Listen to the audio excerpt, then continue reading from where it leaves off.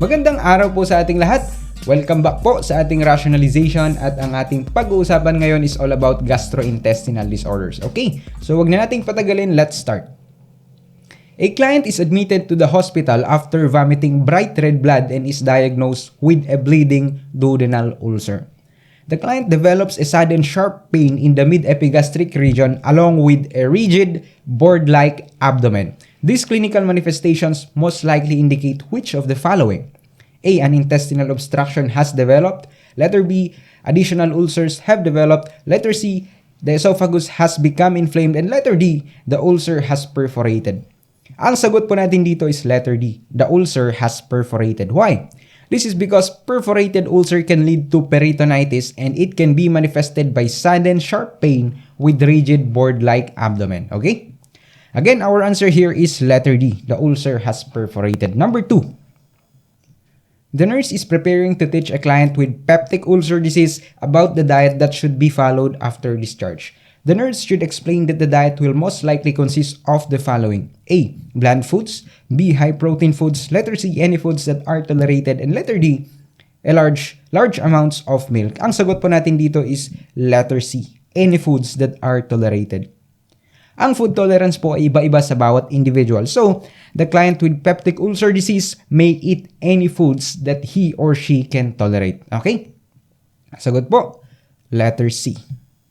Number 3. A client is taking an antacid for treatment of peptic ulcer disease. Which of the following statements best indicates that the client understands how to correctly take the antacid? A. I should take my antacid before I take my other medications. B. I need to decrease my intake of fluids so that I don't dilute the effects of my antacid. Letter C. My antacid will be most effective if I take it whenever I experience stomach pains. And letter D. It is best for me to take my antacid 1 to 3 hours after meals. Ang sagot po natin dito is letter D. Sabi ng patient, it is best for me to take my antacid 1 to 3 hours after meals. Remember, antacid is the only anti-ulcer drug that is taken after meals. Okay? So, ang sagot natin dito is letter D. Antacid is best taken 1 to 3 hours after meals because this is the time of peak of gastric acid secretion. Okay? Number 4. A client has been diagnosed with adenocarcinoma of the stomach and is scheduled to undergo subtotal gastrectomy or Billroth 2 procedure.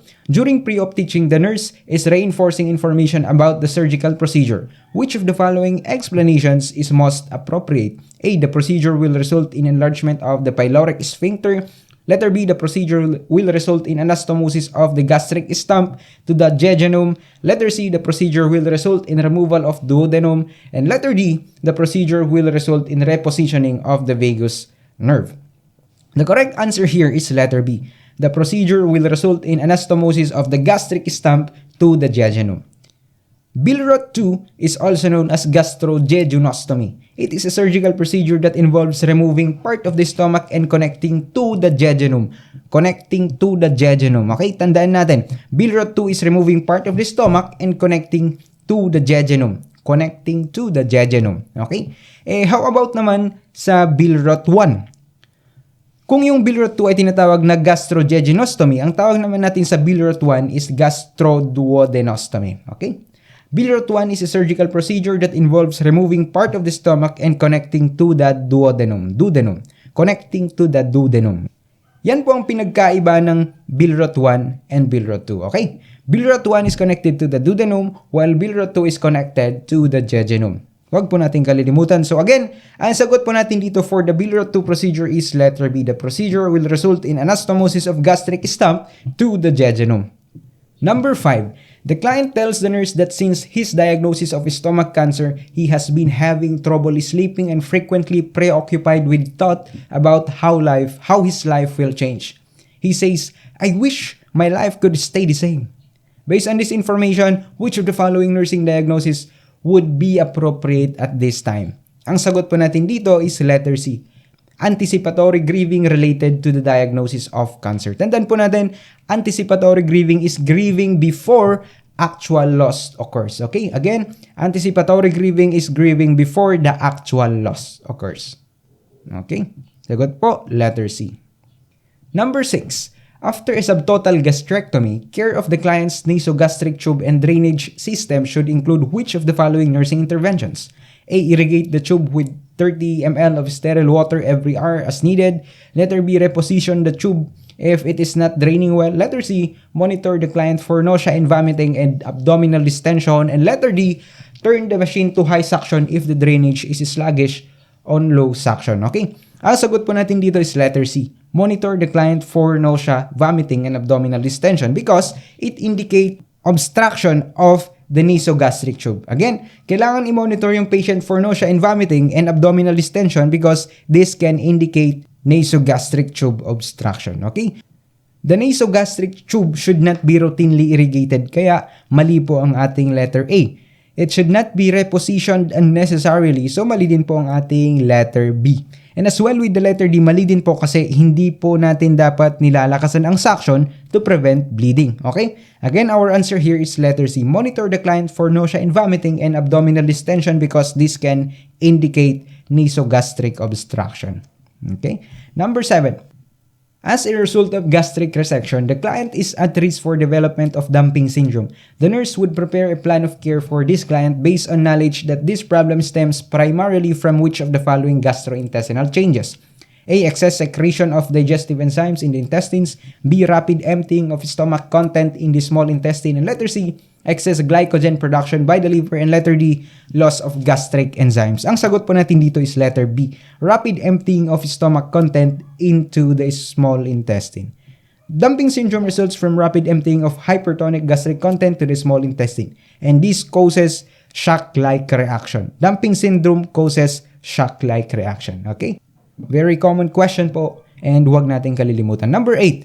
The client is scheduled to have an upper gastrointestinal tract series. Which of the following treatments should the nurse anticipate after the examination?